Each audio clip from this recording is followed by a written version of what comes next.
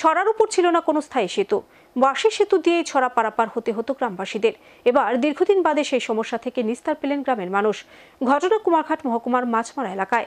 বিধায়ক তথা প্রাক্তন মন্ত্রী ভগবান দাসের তৎপরতায় স্থায়ী সেতু পেয়ে খুশি এলাকার সাধারণ নাগরিক। রাজ্যের ঊনকোটি জেলার কুমারঘাট মহকুমায় অবস্থিত মাছমারা কৃষ্ণলীলা গ্রাম। এই গ্রামের অধিকাংশ মানুষের জীবন জীবিকা নির্ভরশীল কৃষিকাজের উপর। কিন্তু উন্নত যাতায়াত ব্যবস্থার অভাবে স্বাধীনতার পর এতটি বছর পেরিয়ে গেলেও আর্থসামাজিক উন্নয়নের তেমন কোনো সুফল আজও পৌঁছায়নি সেই গ্রামের কোনো অংশে। ফলে কৃষি সামগ্রী বাজারজাত করতে গিয়ে ব্যাগ পেতে হয় সেখানকার কৃষকদেরকে। এই এলাকার দাসপাড়ার অবস্থা ছিল সবচাইতে শোচনীয়। একটিমাত্র ছড়া অনেক আগে দুভাগে বিভক্ত করে দেয় দাসপাড়াকে। ত্রিপুরায় তখন বামেদের রাজত্ব। সে বাম আমলে এই এলাকার মানুষ দাবি জানিয়েছিলেন ছড়ার উপর একটি পাকা সেতু নির্মাণের জন্য।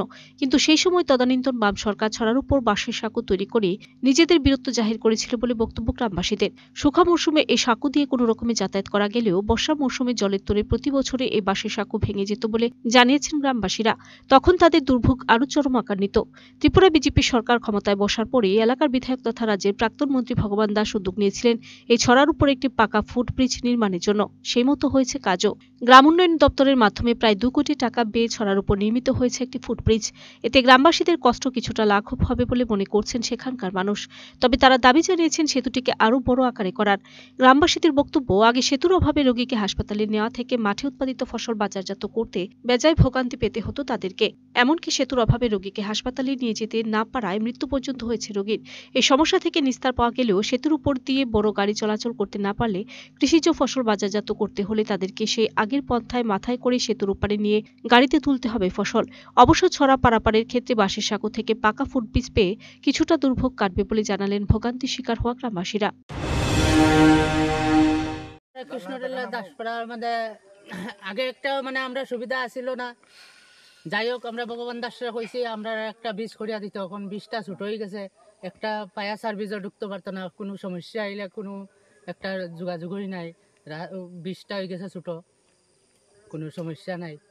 এখন আমরা এই দাসপাড়া তো একটা ঢুকতে পারতো না আগুন টাগুন লাগলে।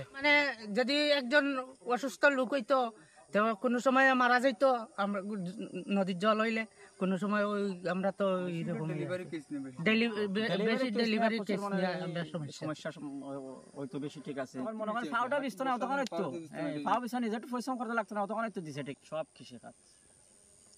একটা আলু করলে আমরা ওখান পারে নিয়ে ওই পারে রেডি করতেই লাগবো। এই পারে নিয়ে বইয়া এরপরে বড় গাড়ি লুট দিতে লাগবো। এদিকে এলাকার সেতু নির্মাণ হলেও তার কাজ কিছুটা অসমাপ্ত থাকার কারণে তা চালু হয়নি এখনো। তবে যাই হোক, ত্রিপুরায় টানা 25 বছরের তদানীন্তন বাম সরকার যা করতে পারেনি, প্রথম ক্ষমতায় বসে 5 বছরের মাথায় তা করে দেখালো BJP. Video report, search India 10।